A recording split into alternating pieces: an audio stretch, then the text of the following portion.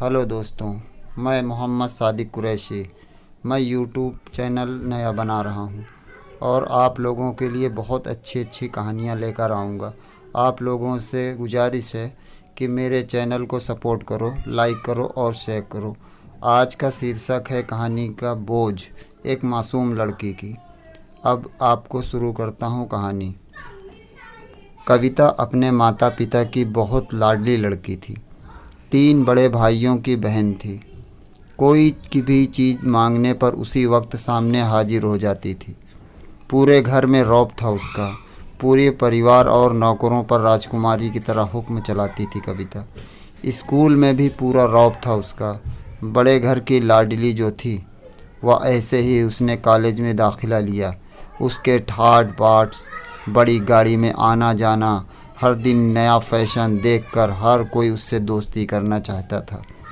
थोड़े ही दिनों में उसके बहुत से दोस्त बन गए। पूरे कॉलेज में उसकी अपनी ही एक पहचान थी। इन दिनों उनके घर एक रिश्ता आया। ख़ानदानी लोग थे और पापा की पुरानी जान पहचान थी उनके साथ। कविता साथ कोई ज़बरदस्ती नहीं थी, पर कविता ने फिर भी हाँ कर दी, क्योंकि वह अपने परिवार से बहुत प्यार करती थी। वह जानती थी कि वह लोग उसका अच्छा ही सोचेंगे। लड़के का नाम था राज। राज काफ़ी पढ़ा लिखा और समझदार लड़का था। ससुराल वाले भी बहुत अच्छे थे। ससुराल में कविता की जगह वैसी ही थी जैसे कि मायके में। कोई भी कार्य कविता की सलाह के बिना नहीं होता था। सबकी लाडली बहू बन गई थी वह। फिर उसके घर एक बेटे का जन्म हुआ। राहुल कविता को जान से प्यारा था। पोता पाकर ससुराल वाले तो फूले नहीं समाते थे। कविता कभी कभी सोचती कि उसकी किस्मत कितनी अच्छी है। उसका हर अपना उसे कितना प्यार करता है। चाहे जीवन में कैसा भी समा आए, मेरे अपने हमेशा मेरे साथ हैं। मैं कभी अकेली नहीं हो सकती। कितनी खुशकिस्मत हूँ मैं। पर शायद कविता की खुशियों को उसकी अपनी ही नज़र लग गई थी। एक दिन वह मायके जाने की जिद कर बैठी।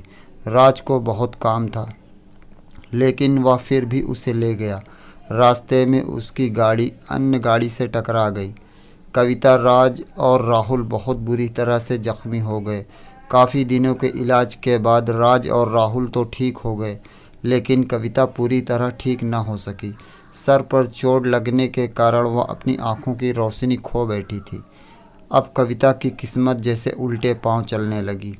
मायके वाले कुछ दिनों तक उससे मिलने आते रहे, फिर कभी कभार फ़ोन ही करके पूछ लेते कि अब कैसी हो। धीरे धीरे ये सिलसिला भी कम हो गया। ससुराल वालों की सहानुभूति भी कम होने लगी। घर में किसी को पास बैठने के लिए कहती तो जवाब मिलता, काम बहुत है, अब तुम भी हाथ नहीं बटा सकती। राज भी चिड़चिड़ा हो गया था। बस राहुल ही था उसके साथ, जिसके साथ हंसते खेलते उसका वक्त गुजरता। एक दिन कविता के हाथ से कुछ सामान गिर गया, जिसकी वजह से राहुल को हल्की सी चोट लग गई। कविता के सास ससुर ने राहुल को उससे अलग कर दिया कि कहीं उसके ना देखने की वजह से बच्चे का कोई नुकसान न हो जाए। कविता अंदर से टूट गई। एक दिन उसने सबके सामने मायके जाने की इच्छा रखी तो राज उसे तुरंत मायके छोड़ आया, जैसे कि वह भी यही चाहता था। लेकिन राहुल को उसके साथ नहीं भेजा गया। कविता कभी राहुल से दूर नहीं रही थी, पर अपनी कमी के कारण उससे ज़्यादा बहस नहीं की। कविता को लगा कि 1 दिन 2 दिन 4 दिन वहाँ रहेगी तो थोड़ा हवा पानी बदल जाएगा, क्योंकि वह कितने दिनों से कहीं भी बाहर नहीं गई थी। घर वाले भी इतने दिनों बाद उसे देखकर कितने खुश होंगे। कविता के घर पहुँचने पर सब लोग बहुत खुश हुए। खाने में सब कुछ कविता की पसंद का ही बना था। उसने अपने मम्मी पापा और छोटे भाइयों भाभियों के साथ दिल खोलकर बातें की। उनके छोटे छोटे बच्चे भी बुआ के साथ घुल मिल गए। रात को सोने के वक्त जब वह कपड़े बदलने लगी तो उसे पता चला कि उसका बैग तो बहुत भरा हुआ था। वह सब समझ गई। वह बहुत उदास हो गई। कुछ दिनों तक तो सब ठीक रहा, फिर जैसे सब बदलने लगा। सबका व्यवहार बदल रहा था।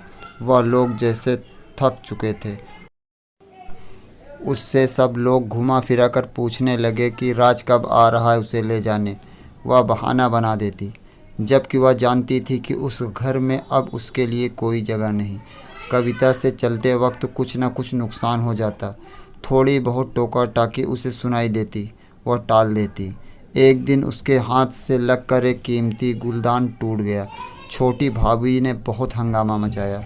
कविता के माता पिता रोज़ रोज़ के झमेलों से तंग आ गए थे। उन्होंने राज को खुद से फ़ोन कर दिया। राज कविता को अपने घर ले गया। कविता को अपने परिवार वालों से यह उम्मीद न थी।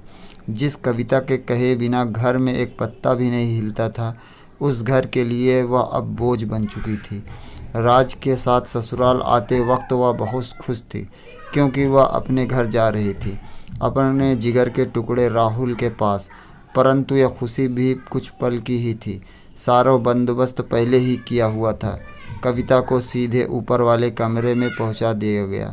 राहुल से दूर रहने की सख्त हिदायत दी गई। एक कामवाली लता को उसकी जिम्मेदारी सौंपी गई, जो उसके खाने पहनने जैसी ज़रूरतों का ध्यान रखती। कविता ज़्यादातर चुप ही रहती। कभी कभी कामवाली लता से थोड़ी बतिया लेती। उसके ज़रिए राहुल का पता चल जाता। सबकी लाडली बेटी और बहू सबके लिए लाडली से बोझ बन चुकी थी। तो दोस्तों, आज की कहानी समाप्त होती है। मिलते हैं अगली कहानी में। धन्यवाद।